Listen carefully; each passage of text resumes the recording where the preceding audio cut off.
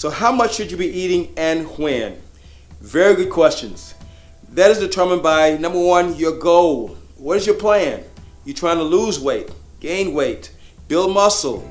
You want to maintain the current weight that you are. That's going to determine how much food you eat as well as when you should eat during the day. There are two numbers that you need to know. The first one is your basal metabolic rate, your BMR. Your BMR is how much energy you expend while at rest. I mean, if you laid in bed all day and did nothing, didn't eat, didn't digest anything, your body needs a certain amount of calories just to survive. That's called your BMR. And you never drop below your BMR. If you do, your body begins to shut down, your metabolism slows, and you begin to get sick. That's not good. So know what your BMR is. The next thing you need to know, the next number is your daily caloric need. That's the energy that's needed while you're active. So when you're doing what you do during the day, whatever your activities are, you need to support that with calories. There has to be a certain amount of calories you need every day in order to support if you're a construction worker or if you're an athlete who trains a lot during the day. They need more energy in the form of calories than a person who sits all day or maybe has a sedentary lifestyle. Let's take a look at this guy. Same guy. Toward the left, your left, he's at an ideal weight. Looks like he's lean, his body weight's under control, he works out even. And let's say here he's maintaining his body weight to where it needs to be. To do that, he has to know his basal metabolic rate and his daily caloric need. Let's say for him, it's 1500 is his basal metabolic rate, and his maximum, his daily caloric need is 2,000 calories. That means if he eats 2,000 calories per day, he will maintain himself at that current weight. But over time, his weight gain increased because he increased beyond his daily caloric need.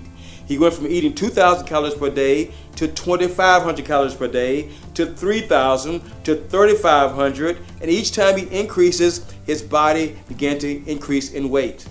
Why does this happen? Because your body can only assimilate and digest and metabolize so much food per day. If his maximum, his daily caloric need is 2,000 and he goes beyond that, his body is saying, whoa, I can't digest beyond 2,000 calories. So what does it do? It begins to store the extra calories. So his body has become a storage unit over time for the excess calories that it cannot digest or assimilate.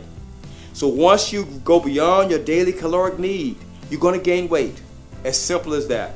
So once you know that number, your daily caloric need, taking into account your energy expenditure as well as your activities, do not go beyond that. You will gain weight. Let's say if the goal of this person is to lose weight. So on the right, this person is now at an excess weight. They need to go back toward becoming healthy again. So the first thing they need to do is know what their caloric intake is. Once you know how much you're taking in, you know basically where you are above your daily caloric need.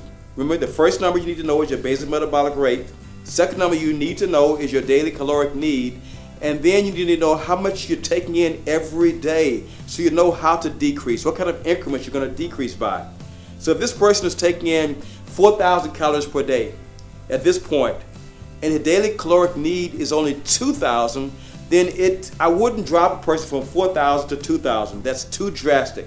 Too drastic on the nervous system, emotionally, because we're emotional eaters. It's too difficult to drop that drastically without the body at some point rebounding. So you'll drop 500 calories per day.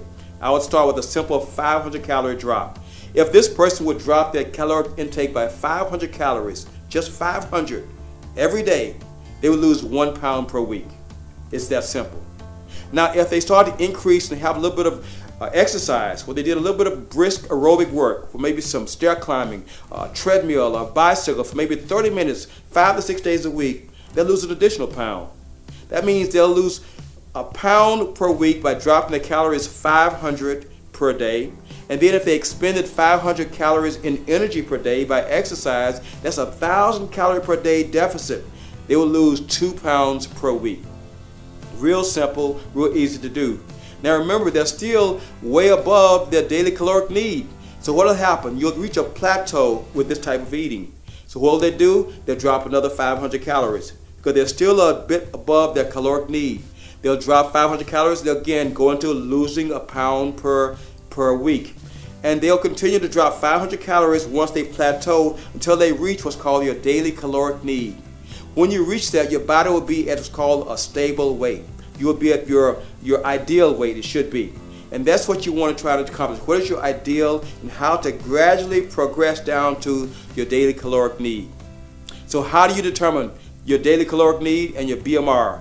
Down below there's a link where you can go to and you'll input your age, your height, your weight, your gender, and even your activity level, and it'll calculate both of those numbers for you. It'll give you a ballpark, because it's difficult to tell ideally what your numbers are going to be, but it'll give you some starting points. Once you know your basic metabolic rate, never drop below that number, and never go too far above your caloric need, otherwise you start to gain weight.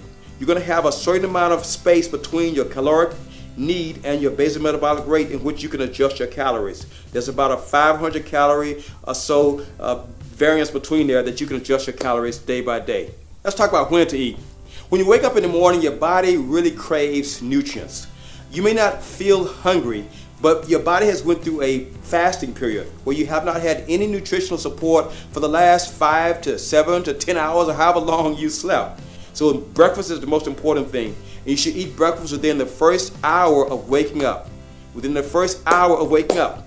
Within the first hour of waking up, you should have breakfast or some nutritional support. That means some kind of protein, some light carbohydrates, but something to give your body a jump start in the morning. And try to avoid just calorie-dense foods, but that are low in nutrition, things like bread, like bagels and things like that. You need something to give you more nutritional support in the morning. More like grains or whole grains, like oats or eggs or grits or some whole grain cereals. Those things are really great for in the morning, and maybe some yogurt, some fruit. All right.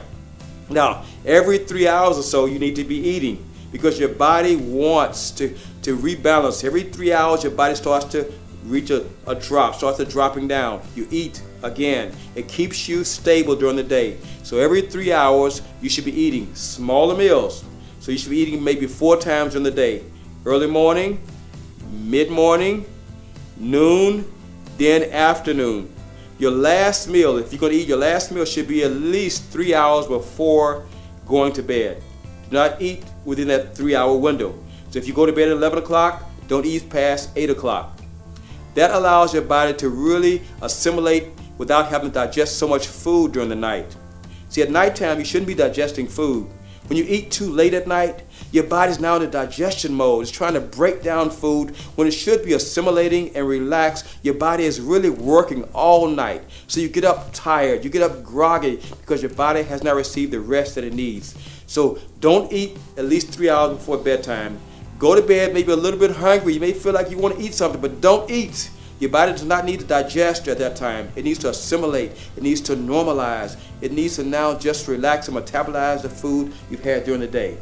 All right? So you eat 4 times in the day, spaced throughout the day, starting with breakfast in the morning, and don't eat within 3 hours of bedtime.